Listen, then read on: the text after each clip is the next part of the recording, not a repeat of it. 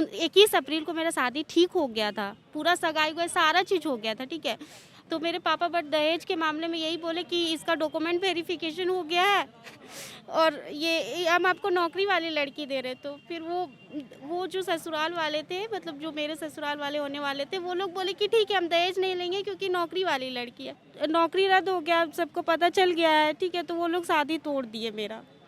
अब हम कहाँ जाएंगे आप बताइए। और कोई आस नहीं है मेरे पास, कोई आस नहीं है, सुसाइड के अलावा कोई आस नहीं है। हम अपने पापा के मतलब आँख में वो चीज़ नहीं देख सकते, ठीक है। और अब देखिए, अगर अब दूसरा जगह पापा शादी भी करेंगे तो उसके लिए ज़मीन बेचना पड़ेगा और वो हम नहीं चाहते कि हम कोई ज़मीन मतलब बेच के शादी करें। कोई बेटी ऐसा नहीं चाहेगी।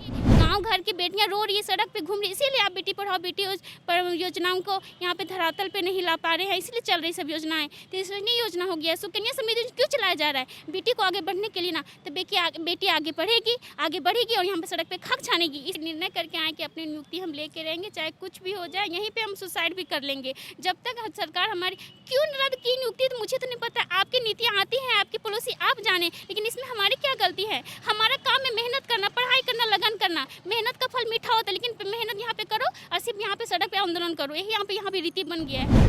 देखिए, इस मामले को बहुत संवेदनशील होकर समझना पड़ेगा कि एक नौकरी किस किस तरह से लोगों को प्रभावित करता है। क्या नाम है दीदी आपका? जूही कुमारी। ये नौकरी से आपको कितनी आस थी जो अब टूट गया है? क्या बोले, ये नौकरी मतलब मेरे लिए वो था, मतलब मेरे लिए वो जिंदगी था। और जिंदगी आजकल सबको पता है कि जिंदगी से बढ़कर और कुछ नहीं है। जिंदगी था मेरा और वो टूट गया है, ठीक है। मतलब कुछ दिन, मतलब 29 अप्रैल को, ठीक है, मेरा शादी 21 अप्रैल को मेरा शादी ठीक हो गया था, पूरा सगाई हुआ सारा चीज़ हो गया था, ठीक है। मेरे पापा बोले थे कि आजकल तो आप जानते हैं कि लड़का लोग का कितना डिमांड रहता है दहेज का। तो मेरे पापा बट दहेज के मामले में यही बोले कि इसका डॉक्यूमेंट वेरिफिकेशन हो गया है और ये हम आपको नौकरी वाली लड़की दे रहे। तो फिर वो जो ससुराल वाले थे, मतलब जो मेरे ससुराल वाले होने वाले थे, वो लोग बोले कि ठीक है हम दहेज नहीं लेंगे क्योंकि नौकरी वाली लड़की है। अब जब से उनको पता चला है कि रद्द हो गया है, क्योंकि आपको पता है कि वो जो डॉक्यूमेंट एक भेजे वो संकल्प संख्या 299, उनके कारण मेरा पूरा ज़िंदगी ही ख़राब हो गया। क्योंकि वो लोग बोल रहे हैं कि अब तो नौकरी रद्द हो गया, अब सबको पता चल गया है, ठीक है। तो वो लोग शादी तोड़ दिए मेरा। अब हम कहाँ जाएंगे आप बताइए। और समाज में मेरे तरह तरह का बातें हो रहा है कि शादी क्यों टूटा, ये वो। अब मतलब कोई आस नहीं है मेरे पास, कोई आस नहीं है, सुसाइड के अलावा कोई आस नहीं है। हम अपने पापा के मतलब आँख में वो चीज़ नहीं देख सकते, ठीक है। और अब देखिए, अगर अब दूसरा जगह पापा शादी भी करेंगे तो उसके लिए ज़मीन बेचना पड़ेगा और वो हम नहीं चाहते कि हम कोई ज़मीन मतलब बेच के शादी करें। कोई बेटी ऐसा नहीं चाहेगी। अब मैं क्या करूँ बोलिए। अभी भी टाइम है मंसूरन, प्लीज़ हम लोग का ज्वाइनिंग दे दिए, क्योंकि आप लोग, आपके लिए ये बस एक नौकरी होगा, बट हम लोग के लिए वो नौकरी नहीं है, हम लोग के लिए पूरा सपना है।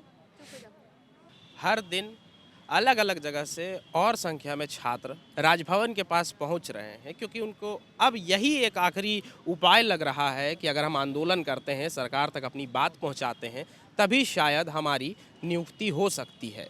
हजारीबाग से एक दीदी आई हैं हमारे साथ। क्या नाम है दीदी आपका? जी, मेरा नाम कुसुम कुमारी है। तो आपका अपना मायके हजारीबाग हुआ, ससुराल हजारीबाग? मेरा मायके हजारीबाग, दोनों हजारीबाग में है। 20 किलोमीटर की दूरी में मेरा ससुराल है हजारीबाग में। तो अब तो ये नियुक्ति रद्द हो गया, ठीक है।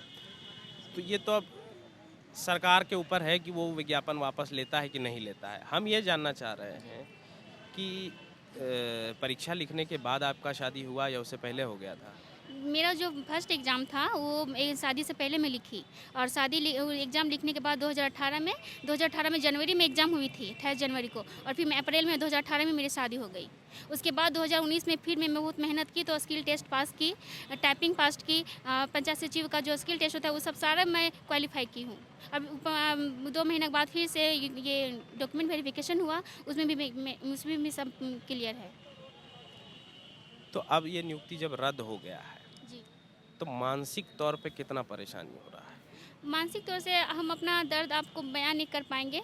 बस ये चैनल से मैं मुख्यमंत्री जी से यही विनती करना चाहती हूँ कि आप क्या चाहते हैं, हम लोग को ऐसा सड़क पे क्यों बैठा दिए हैं। महामहिम मैं आपसे ये न्याय मांगती हूँ कि जिस झारखंड के युवा आप जैसे युवा नेता को चुनाव किए, इस उम्मीद से कि आप हमारे युवाओं के लिए कुछ कीजिएगा, हमारी बेटियों अपने गाँव के अपने शहर अपने राज्य की बेटियों के लिए कुछ कीजिएगा, लेकिन आप तो इसके विपरीत ही सब कर रहे हैं काम। हम कहाँ जाएंगे, किसको अपना दुख दर्द सुनाएं। आज हमारे फ्यूचर से पूरा घर का फ्यूचर जुड़ा हुआ है, हमारे 2 परिवार जुड़ा हुए हैं। हम लोग 4 बहनें हैं, 4 बहनों में से सबका भविष्य जुड़ा हुआ है। हम बड़ी बहनें हैं, उससे मेरी दीदी का उसका भी हुआ है, तो 2 बहनें का हम लोग को हुआ है, लेकिन हम लोग इसे सड़क पे बैठे हुए हैं, तो हमें 2 बहनों पर और क्या उसका छाप मिलेगा। उन लोग को प्रेरणा नहीं मिल चुका है। हमारे समाज में ऐसे मैं संकीर्ण समाज से आती हूँ जहाँ पे बेटी को पढ़ाना ये हंसी का बात होता है। तो मैं सोची नहीं, मैं ये मजाक में इसका उल्लंघन करूंगी, मैं इससे प्रेरणा का स्रोत बनूंगी अपने बहनों के लिए, अपने घर के जितने भी ससुराल में उनके लिए। लेकिन ये तो उल्टा ही इसके विपरीत हो गया। 5 साल में बहुत ज़्यादा साल होता है, हम इतना सहन नहीं कर पाएंगे।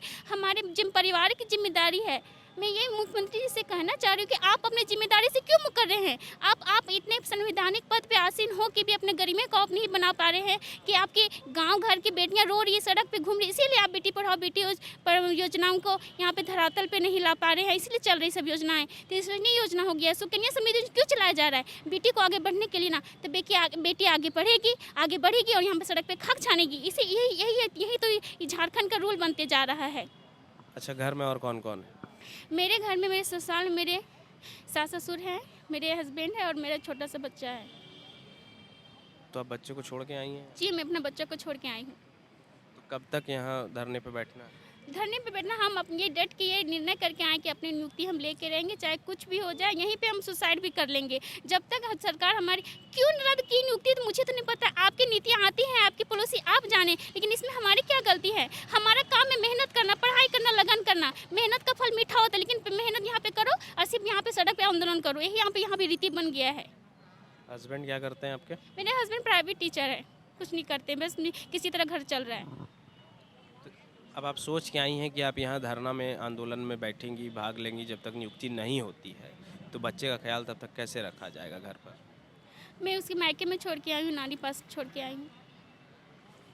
बस रोता है, खोजता है, मम्मा को बहुत याद करता है, लेकिन मैं क्या करूँ, अपने बच्चे के फ्यूचर के लिए भी मैं लड़ रही हूँ। आज अगर मैं उसके मुँह माया में बच्चों को, अपने परिवार के मुँह माया में रहूँगी तो मेरा फ्यूचर में बर्बाद हो रहा है। अपना भविष्य के साथ मैं अपना बच्चा के भी भविष्य बर्बाद करूँगी, इसलिए मुझे सड़क पर मजबूरन यहाँ उतरना पड़ रहा है अपने भविष्य के लिए, अपने करियर के लिए। अब इस बात को आप समझिए कि किसी की इस नौकरी के चक्कर में शादी टूट जा रही है, कोई अपनी तैयारी के समय 7 से 10 किलोमीटर रोज़ साइकिल चलाकर पढ़ने जाती है, तैयारी करने जाती है, कोई अपना बच्चा छोड़कर इस आंदोलन में आकर बैठी है ताकि उनकी नौकरी हो पाए।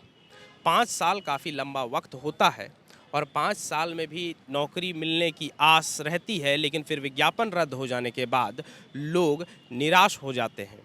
आज ये इसलिए बैठे हैं ताकि सरकार इनकी बातों को सुने, इनकी परेशानियों को सुने और आखिरकार इनकी अंत में नौकरी हो पाए। अब देखना ये होगा कि क्या हेमंत सरकार इस दर्द को समझ पाती है या नहीं। मैं ऋषभ गौतम सहयोगी अमित के साथ, आप देख रहे हैं the follow up. thefollowup.in. Like, share and subscribe. www.thefollowup.in